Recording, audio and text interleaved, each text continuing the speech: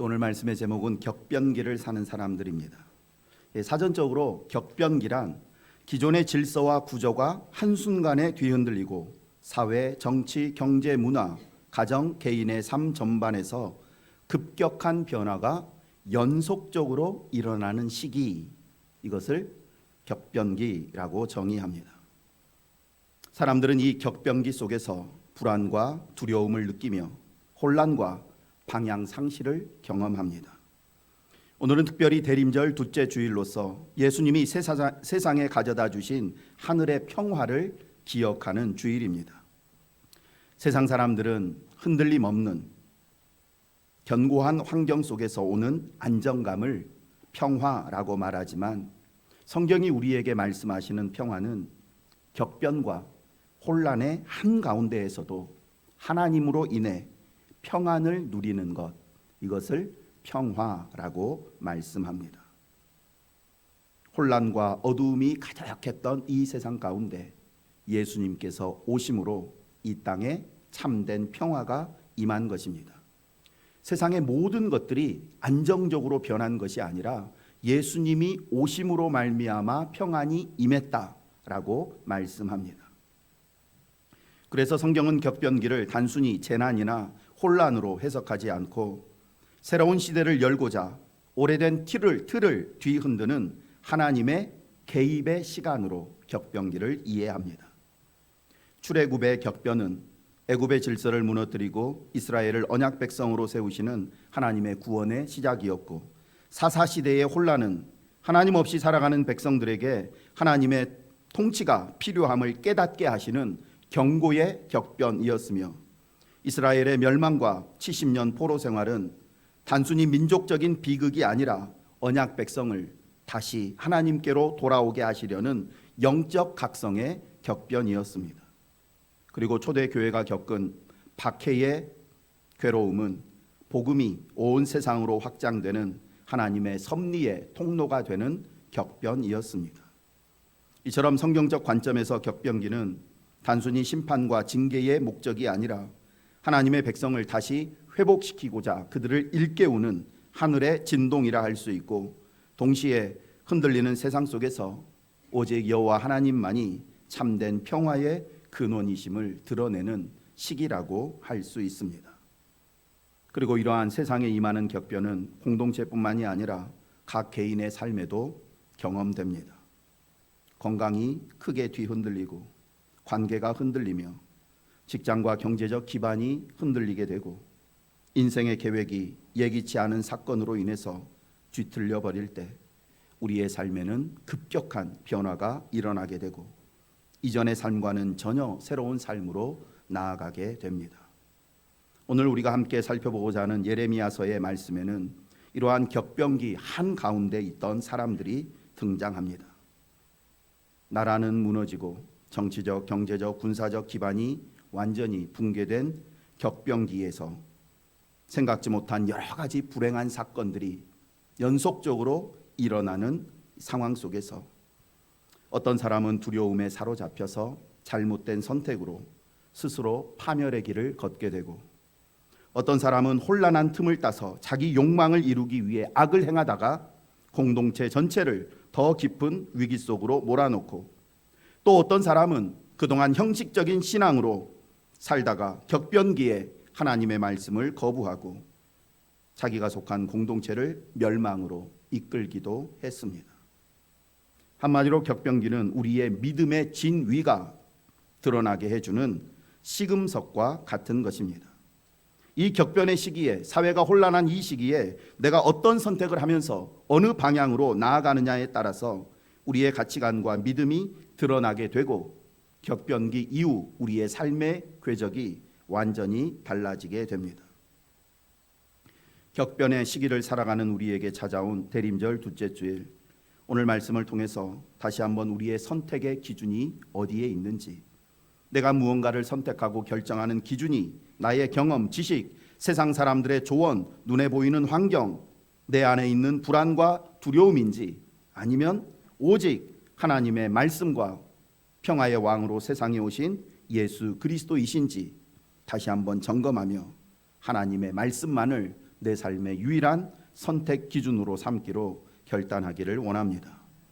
예레미야 40장부터 43장까지 말씀 속에는 남유다가 바벨론에 의해서 멸망한 후 바벨론 왕이 세운 그다랴 총독이 이스마엘이라는 사람에게 암살당하고 그로 인해서 나라가 큰 혼란에 휩싸이게 되고 요하난이라는 사람이 등장해서 이 사태를 수습한 뒤에 유다 백성들을 이끌고 애굽으로 망명하게 되는 일련의 사건들이 매우 숨가쁘게 전개됩니다. 이러한 격변의 시기를 살았던 수많은 사람들이 도대체 어떤 기준과 생각을 가지고 자신들의 삶의 결정을 내렸는지, 그리고 그 결과는 무엇이었는지를 자세히 살펴보면서 격변의 시기를 살고 있는 오늘 우리의 선택 기준이 무엇이 되어야 하는지 하나님의 말씀을 듣고자 합니다. 오늘 본문에 등장하는 주요 등장인물, 주인공은 세 사람이라고 할 수 있는데, 첫 번째는 유다가 멸망한 뒤 바벨론 왕에 의해서 유다의 총독으로 세움받은 그다랴라는 사람이고, 두 번째는 다윗의 혈통으로서 당시 군대 장관이었던 이스마엘이라는 사람이고, 세 번째는 그다랴를 지지하는 군 지휘관 중 한 사람인 요하난입니다. 그리고 예루살렘이 무너졌다는 소식을 듣고 찾아온 80명의 순례객들과 바벨론 포로로 붙잡혀 가지 않고 유다 땅에 남아있던 백성들이 주변 인물들입니다. 방금 말씀드린 여러 등장인물들 다시 화면을 보시면 이 인물들이 이제 앞으로 등장하는 사람이니까 이 사람들이 어떤 사람인지만 기억하시면 좋겠습니다. 유다의 총독으로 나라가 멸망하고 바벨론에 의해서 총독으로 세움받은 그다랴라는 사람이 있고, 다윗의 혈통이자 그다랴를 총독으로 인정하지 않는 이스마엘이라는 사람이 등장하고, 그다랴 총독을 지지하는 군 주의관이었던 요하난이라는 사람이 등장합니다. 이스마엘이라는 사람이 그다랴 총독을 암살하게 되고, 암살했다는 소식을 듣고 요하난이 복수를 하기 위해서 이스마엘을 쫓아가게 되고, 이스마엘이 총독을 암살하는 도중에 80명의 순례객들 가운데 70명을 또 무참하게 죽이는 사건도 발생합니다. 그리고 나라가 멸망하고 전쟁으로 인해서 죽거나 수많은 사람들이 포로로 붙잡혀 갔는데, 그 전쟁통에도 살아남은 유다 백성들은 나라의 지도자가 바뀔 때마다 막 이리 치이고 저리 치이는 그런 삶을 살았습니다. 이 다섯 부류의 인물들의 삶과 선택을 생각하면서 이제 말씀을 듣고자 합니다. 말씀의 이해를 돕기 위해서 이러한 사건들을 좀 더 자세히 제가 설명을 드리겠습니다. 크게 세 사람을 중심으로 말씀을 드립니다. 총독 그다랴를 반대하며 암살했던 이스마엘, 그다랴의 측근인 요하난. 유다를 멸망시키고 시드기야 왕을 죽인 바벨론 왕은 유다에 남겨진 사람들의 총독으로 그다랴를 임명했습니다. 하지만 다윗의 혈통이자 당시 군대 장관이었던 이스마엘은 바벨론 왕이 임명한 그다랴를 총독으로 인정하려 하지 않았고, 암몬 왕의 사주를 받아서 그를 암살하고자 하는 계획을 세웁니다. 그런데 이 암살 계획이 그다랴 총독의 측근이었던 요하난이라는 사람의 귀에 들어가게 됩니다. 요하난은 이스마엘의 암살 계획을 그다랴 총독에게 알려주면서 지금 당신 곁에 있는 군대 장관 이스마엘을 조심해야 된다고 경고해 주었습니다. 하지만 불행하게도 그다랴 총독은 이스마엘은 그럴 사람이 아니라고 요하난의 말을 믿지 않았고, 오히려 이스마엘을 식사 자리로 초대까지 하게 됩니다. 결국 이스마엘은 잔치석상에서 그다랴 총독과 그와 함께 있었던 모든 사람들을 죽이게 되는데, 그다랴가 유다의 총독으로 임명받은 지 불과 2개월 만에 일어난 사건입니다. 그다랴를 죽인 이스마엘의 악행은 여기서 그치지 않고, 남유다 예루살렘이 바벨론에 의해서 멸망했다는 소식을 듣고 슬퍼하는 북쪽에 살고 있었던 순례객들이 예루살렘 성전에 오기 위해서 내려오는 도중에 이스마엘을 만나게 되고, 이스마엘은 그 80명 가운데 70명을 잔인하게 살해합니다. 그 후 이스마엘은 바벨론 왕의 보복과 진노를 두려워해서 유다 땅에 살고 있는 백성들을 붙잡아서 암몬이라는 나라로 도망가게 됩니다. 얼마 후에 그다랴 총독이 암살당했다는 소식을 들은 요하난은 군사를 이끌고 이스마엘 뒤를 쫓아가 이스마엘 일당을 소탕하고 이스마엘은 겨우 자기 목숨만 부지한 채 암몬으로 도망가게 됩니다. 이렇게 그다랴 총독 암살 사건과 관련된 모든 일들이 일단락되자 요하나는 한 가지 염려에 빠지게 되는데, 그것은 바벨론 왕이 이 모든 일의 책임을 살아있는 자기에게 돌리지 않을까 하는 염려였습니다. 그래서 요하나는 유다 땅에 머물기보다는 애굽으로 망명하자라는 생각을 가지고 예레미야 선지자를 찾아가서 어떻게 하면 좋을지를 묻습니다. 그때 예레미야 선지자는 애굽으로 가지 말고 그냥 유다 땅에 머물러 있어라, 이것이 하나님의 뜻이다라고 말씀을 전합니다. 하지만 요하나는 불안한 유다 땅보다 안전한 곳으로 여겨지는 애굽으로 가는 것대로 가는 것을 선택하고 유다 백성들뿐만 아니라 예레미야까지 붙잡아서 강제로 애굽으로 망명해 버립니다. 이것이 오늘 본문의 역사적인 배경입니다. 이제 이러한 이해를 가지고 오늘 말씀 속에 등장하는 다양한 사람들의 모습을 좀 더 살펴보며 하나님이 우리에게 주시는 말씀을 듣고자 합니다. 전에도 말씀드린 것처럼 성경에 등장하는 수많은 인물들의 모습, 그들의 삶은 오늘 우리의 모습과 삶을 대변해 줍니다. 성경 속에 등장하는 인물들의 모습, 그리고 그들이 처해 있었던 상황이 오늘 내 모습과 내 삶의 현장과 형편과 비슷하다라는 생각을 가질 때 당시 상황 속에서 그들에게 하셨던 하나님의 말씀이 오늘 나에게 하시는 말씀으로 들려오게 됩니다. 먼저 그다랴 총독의 모습을 살펴보겠습니다. 그다랴는 바벨론 왕에 의해서 유다 땅에 남아있는 백성들을 관할하도록 세움받은 총독이었습니다. 그는 예레미야 선지자의 권면을 따라서 바벨론에 충성하면서 선한 정치를 펼치고 있었습니다. 그리고 총독이 된 지 약 2개월 만에 앞에서 말씀드린 사건이 일어난 것입니다. 요하나는 이스마엘이 저 동쪽 암몬 왕의 사주를 받고 반란을 꾸미고 있다는 정보를 입수하고 군 지휘관들과 함께 그 사실을 그다랴 총독에게 보고하면서 이스마엘을 조심해야 한다고 경고해 주었습니다. 하지만 그다랴 총독은 요하난의 말을 믿지 않았습니다.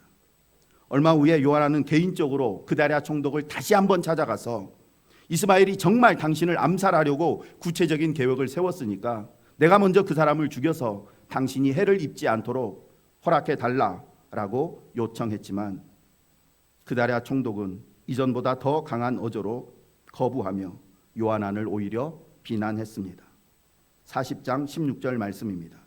그러나 아이감의 아들 그다랴가 가랴의 아들 요하난에게 이르되 네가 이 일을 행하지 말 것이니라. 네가 이스마엘에 대하여 한 말은 진정이 아니니라 하니라. 이스마엘이 나를 암살하려고 하는 네 말은 진정이 아니다. 진짜가 아니다. 내가 아는 이스마엘은 절대 그럴 사람이 아니고 네가 지금 그런 말을 하는 것은 이스마엘을 질투해서 시기해서 나한테 거짓말하는 거다. 이러면서 요하난의 말을 믿지를 않았습니다. 누군가의 말만 듣고 근거 없이 어떤 한 사람을 의심하고 판단하는 것 분명히 잘못된 것이지만, 그러나 한 사람이 아니라 여러 사람이, 그것도 한 번이 아니라 계속해서 무언가 반복해서 경고하고 권면한다면 한 번쯤은 그들이 하는 말을 귀담아 듣고 왜 저 사람들이 계속해서 나에게 이 말을 할까? 그러면서 이스마엘의 이 동태를 조금 더 진지하게 살펴보았어야 했는데 그다랴는 요하난의 말들, 주변 사람들의 말을 듣지 않고 그냥 자기 평소 생각대로 이스마엘은 내 편이다 라는 판단을 가지고 그를 오히려 식사 자리에까지 초청했다가 그 자리에서 죽임을 당합니다. 우리도 종종 이런 실수와 잘못을 범할 때가 있습니다. 요하난과 주변 사람들이 그다랴 총독에게 미리 위험의 경고를 해준 것처럼 하나님은 다양한 방법으로 우리의 삶에 대해서 앞으로 네 인생에 이런 어려움이 찾아올지 모르니까 지금 미리 준비하고 대비하라라고 경고해 주십니다. 성경을 읽을 때 마음에 어떤 감동을 주시거나 매스컴에서 보도되는 특별한 사건이나 사고를 통해서 우리에게 어떤 메시지를 주시기도 합니다. 특별히 하나님은 주의 종들을 통해서 우리의 삶에 대해서 많은 말씀들을 해 주십니다. 우리 앞에 펼쳐진 수많은 길 가운데 어떤 길이 생명의 길인지, 믿음의 길을 걷는 도중에 혹시라도 실수하고 실족하고 넘어지지 않기 위해서는 어떤 선택을 해야 하는지, 어떤 때는 부드럽게 권면하시고 또 어떤 때는 강하게 권면하십니다. 그런데 우리는 그다랴 총독처럼 하나님이 말씀을 통해 기도 가운데 주변 사람들을 통해서 끊임없이 말씀하시는 그 권면과 경고들을 가볍게 생각하며 외면해 버립니다. 하나님은 지금도 우리 각자에게 꼭 필요한 교훈과 경고의 말씀을 하고 계십니다. 그런데도 이런저런 상황 핑계를 하며 또 평소 우리의 생각과 감정에 사로잡혀서 하나님의 말씀을 귀담아 듣지 않으면 얼마 지나지 않아서 우리는 큰 낭패를 당하게 됩니다. 더욱 두려운 사실은 하나님께서 나에게 들려주시는 말씀은 나 한 사람에게만 국한된 말씀이 아니라 내가 속해 있는 가정과 공동체에 영향을 미치는 말씀이라는 사실입니다. 그래서 내가 하나님의 말씀에 불순종하게 되면 나만 그 대가를 치르는 것이 아니라 내가 속해 있는 가정과 공동체까지 함께 어려움을 당하게 됩니다. 그러니 현재 우리에게 들려지고 또 보여지며 경험되어지는 모든 일들에 좀 더 세밀한 영적 주의를 기울이며 우리의 삶에 찾아올 위험과 재앙을 미리 피하고 이기게 하기 위해서 하나님께서 들려주시는 말씀들 귀담아 듣기를 원합니다. 하나님의 말씀을 잘 간직하고 내 주변에 펼쳐지는 상황들을 잘 분석하고 파악하고 있으면 그 속에 담겨있는 위험과 재앙들을 피할 수 있고 우리에게 맡겨진 사명 중단 없이 끝까지 감당할 수 있습니다. 그다랴라는 총독은 요하난의 말을 믿지 못해서 그가 죽임을 당했을 뿐만 아니라 그의 총독 사역을 계속하지 못하고 2개월 만에 그 사역을 멈추게 되고 그로 인해서 그가 다스리던 유다 백성들이 이제 말할 수 없는 혼란 가운데 휩싸이게 됩니다. 이제 이스마엘이라는 사람에 대해서 생각해 보겠습니다. 이스마엘이 그다랴 총독을 암살하기로 결심한 동기는 크게 두 가지입니다. 하나는 다윗의 혈통만이 우리 유다를 통치해야 한다라는 생각 때문이었고 또 다른 하나는 반바벨론 세력이었던 암몬 왕의 이간질 때문이었습니다. 먼저 이스마엘은 자격 없는 사람이 지도자가 되는 것을 참을 수가 없었습니다. 다윗의 혈통만이 유다의 지도자가 되어야 되는데 다윗의 혈통이 아닌 사람이 유다의 총독이 되는 것 참을 수 없었습니다. 그러나 자격이 있고 없고 하는 것은 2차적인 문제입니다. 중요한 것은 하나님께서 그를 세우셨다는 사실입니다. 아버지가 제 역할을 감당하지 못한다는 이유로 아버지에게 함부로 대하면 그런 자녀를 좋은 자녀라고 말할 수 없듯이 이런저런 이유로 하나님께서 세우신 권위를 인정하지 않고 반대하는 것 역시 바른 신앙인의 모습이 아닙니다. 하나님께서 어떤 조건과 자격을 기준으로 우리를 선택하셨다면 우리 중 거의 대부분은 이 자리에 있을 수 없는 자격 미달의 사람들입니다.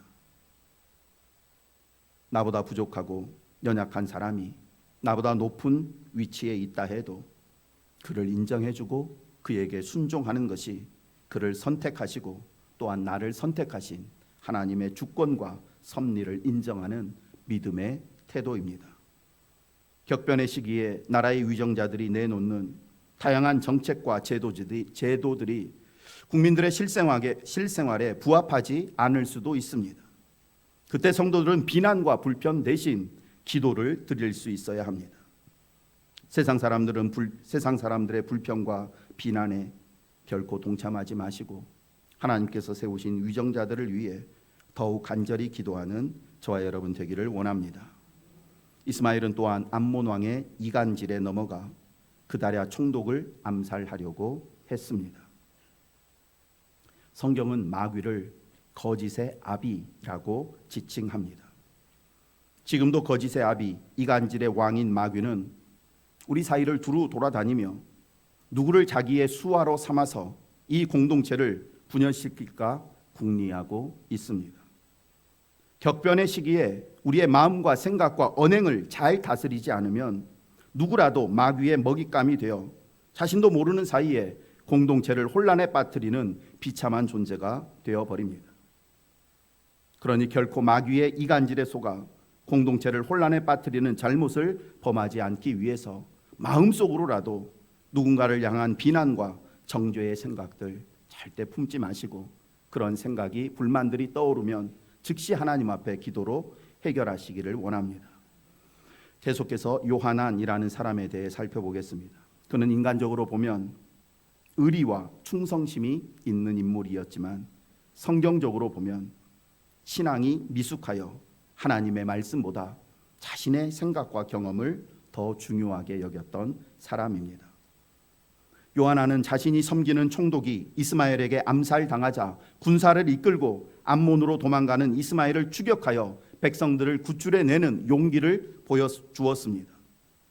이처럼 요하난은 의리와 충성심 그리고 담대함과 결단력이 있는 사람이었지만 안타깝게도 하나님을 향한 믿음이 부족한 사람이었습니다. 그래서 그다랴 암살 사건과 관련된 모든 일들이 일단락되자 요하난은 이 모든 사건의 책임을 자신이 지지 않을까 하는 이 두려운 마음 때문에 유다에 머물기보다 애굽으로 망명하기로 선택을 한 것입니다. 그러면서도 한편으로는 하나님은 뭐라고 말씀하시는지 한번 들어보자라는 심정으로 예레미야 선지자들을 찾아가서 하나님의 뜻을 묻습니다. 그때 하나님은 분명하게 하나님의 뜻이 무엇인지를 요하난에게 말씀하셨습니다. 예레미야 42장 15절 16절 말씀 화면 보면서 함께 읽겠습니다. 너희 유다의 남은 자여 이제 여호와의 말씀을 들으라. 만군의 여호와 이스라엘의 하나님께서 이와 같이 말씀하시되 너희가 만일 애굽에 들어가서 거기로 고집하면 너희가 두려워하는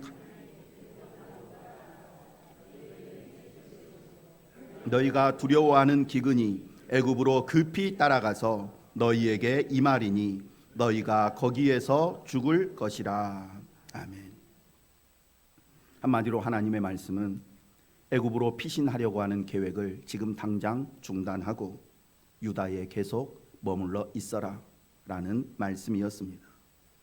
하지만 요하난은 불안정한 유다 땅에 머무르라는 하나님의 말씀보다 자신의 경험 그리고 현실 분석에 따른 기준을 더 중요하게 여기며 하나님 말씀을 거부하고 애굽으로 가는 것을 선택했습니다.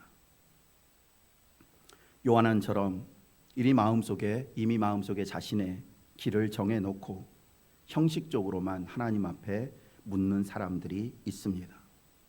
그래서 하나님의 말씀이 자신의 계획과 일치하게 되면 아멘 아멘 하면서 역시 우리 하나님은 어떻게 내 마음을 이렇게 잘 아시는 분이냐며 감사하고 기뻐합니다. 그러나 하나님의 말씀이 내 생각과 계획과 다르면 십중팔구 이런저런 이유와 핑계를 대며 하나님의 말씀을 외면하고 자신이 처음 생각한 대로 밀어붙입니다.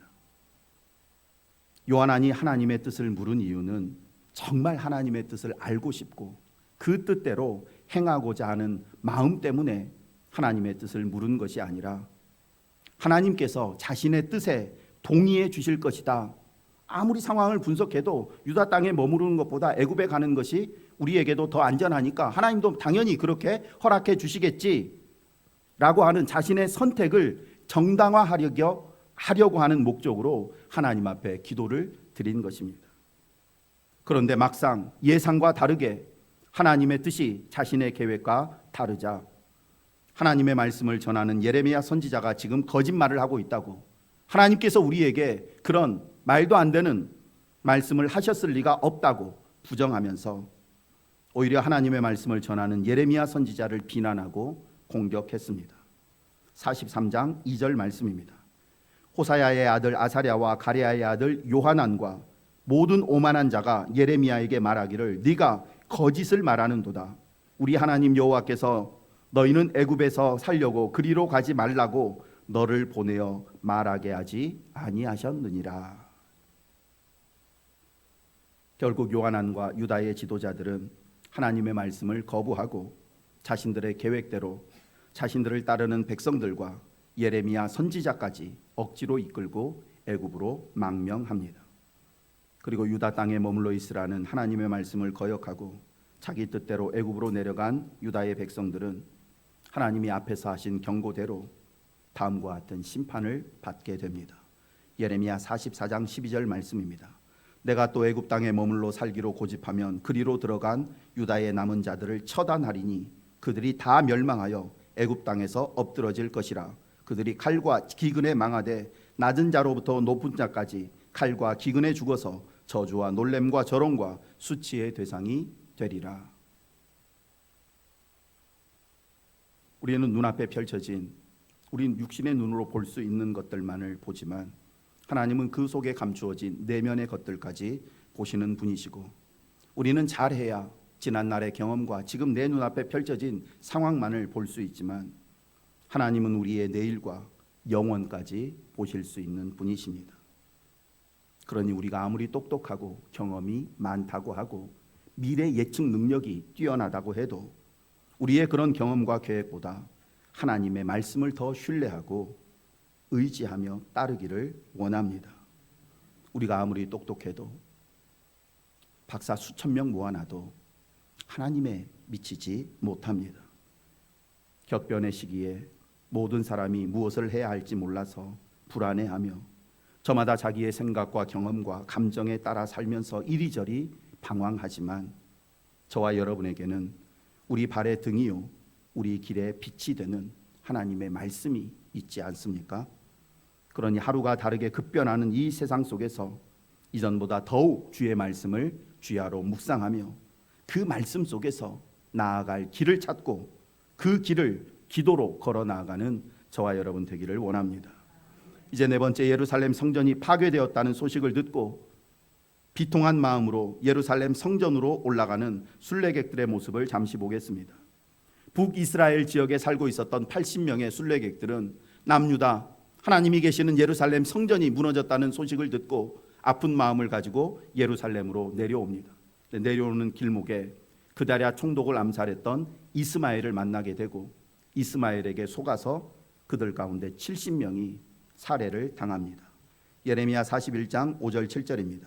그때에 사람 80명이 자기들의 수염을 깎고 옷을 찢고 몸에 상처를 내고 손에 소재물과 유향을 가지고 세겜과 실로와 사마리아로부터 와서 여호와의 성전으로 나아가려 한지라. 느다야의 아들 이스마엘이 그들을 영접하러 미스바에서 나와 울면서 가다가 그들을 만나 아이감의 아들 그다랴에게로 가자 하더라. 그들이 성읍 중앙에 이를 때에 느다냐의 아들 이스마엘이 자기와 함께 있는 사람들과 더불어 그들을 죽여 구덩이 가운데 던지니라. 이스마엘이 자기가 죽인 그다랴 총독에게 내가 너희를 데려가 주겠다 이렇게 그들을 속이고 가는 도중에 죽여서 그들의 시체를 구덩이에 던져버렸습니다. 하나님께 드리려고 가져간 예물을 다 빼앗기고 예루살렘 성전에 도착하기도 전에 길거리에서 비참하게 죽임을 당한 이 사람들, 인간적인 면으로 생각하면 너무나 억울하고 허무하고 무가치한 죽음처럼 여겨집니다. 미국에 사는 한 젊은 청년이 선교의 큰 꿈을 꾸고 아프리카로 향하는 배에 올랐습니다. 그런데 가는 도중 큰 풍랑을 만나 아프리카 땅을 밟아보기도 전에 배가 파선해서 죽게 되었습니다. 인간적으로 볼 때 얼마나 허무하고 억울한 죽음인지. 그러나 이 소식이 미국 전역에 전해지게 되었고 수많은 젊은이들이 아프리카 선교사로 헌신하게 되었습니다. 하나님의 자녀로 살아가는 우리의 삶, 그리고 우리가 경험하게 되는 모든 일들은 단 한 가지도 무의미하거나 무가치하지 않습니다. 우리가 매일의 삶 가운데서 만나는 모든 상황들은 결국 하나님의 나라와 의를 위해서 사용됩니다. 이 사실을 굳게 믿고 확신하셔야 합니다. 똑똑하고 높은 사람들만 하나님께 쓰임받고 남들이 알아주지 않는 비천한 하찮은 일을 하는 나는 하나님의 일에 쓰임받지 못한 사람이다. 결코 그렇지 않습니다. 전에도 수없이 말씀드린 것처럼 내가 아직 이 땅에 숨쉬고 살아있는 것, 몸을 움직이지 못하고 병원에 누워있는 것, 이조차 하나님이 우리에게 여전히 사명을 주셨기 때문에 이 땅에 숨을 쉬고 살아있는 것입니다. 병원에서 오늘 하루 숨 쉬는 것이 하나님이 나에게 맡겨주신 마지막 사명을 또 감당하는 것입니다.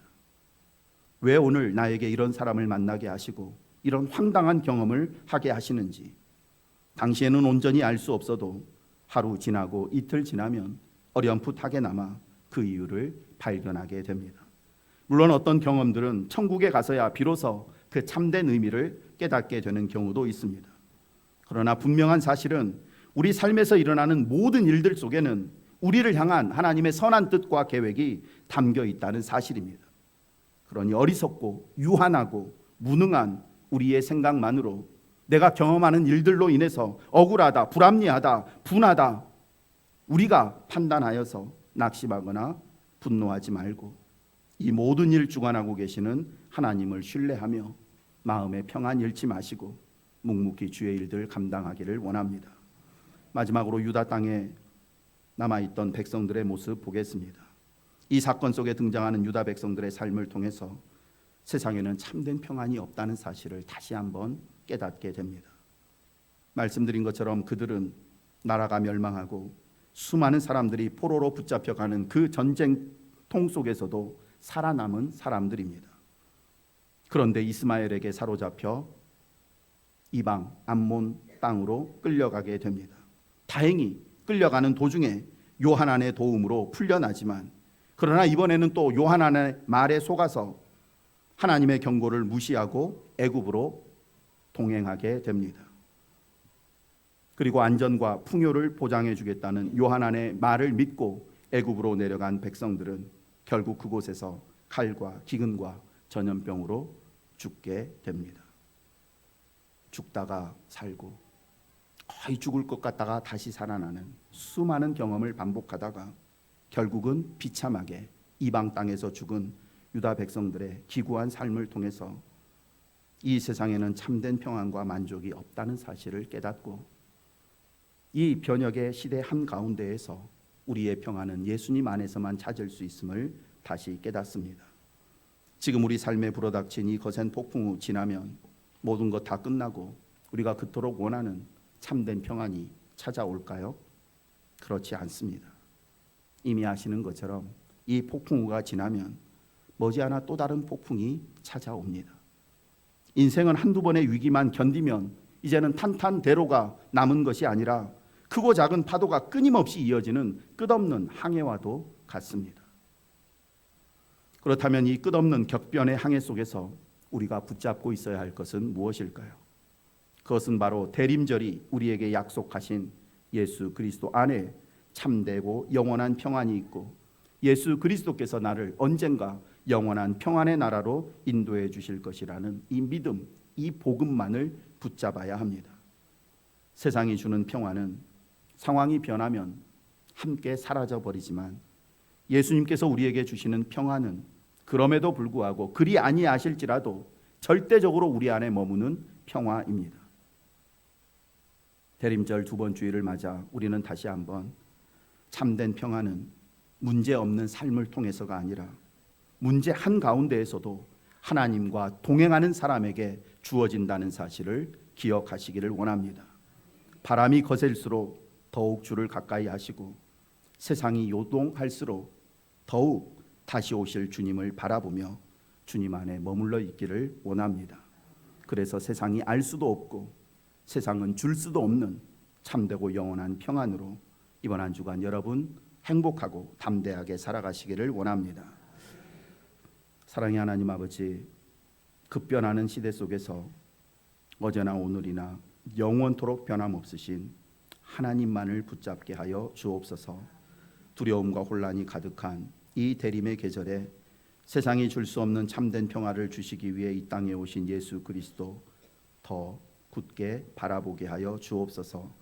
천성을 향해 힘차게 나아가는 저희의 믿음을 흔들고 저희의 시선을 현혹하는 수많은 격변 속에서도 모든 역사를 주관하시는 하나님만 의지하게 하여 주시고 묵묵히 주의 일을 하며 기다리는 가운데 저희의 믿음을 키워가며 혼란 속에서도 평화를 선택하는 성도들이 되게 하여 주옵소서. 이 격변의 시기를 통과하고 새로운 시대를 준비하시는 하나님 앞에 서기로 다짐하며 모든 말씀 예수님 이름으로 기도드립니다. 아멘.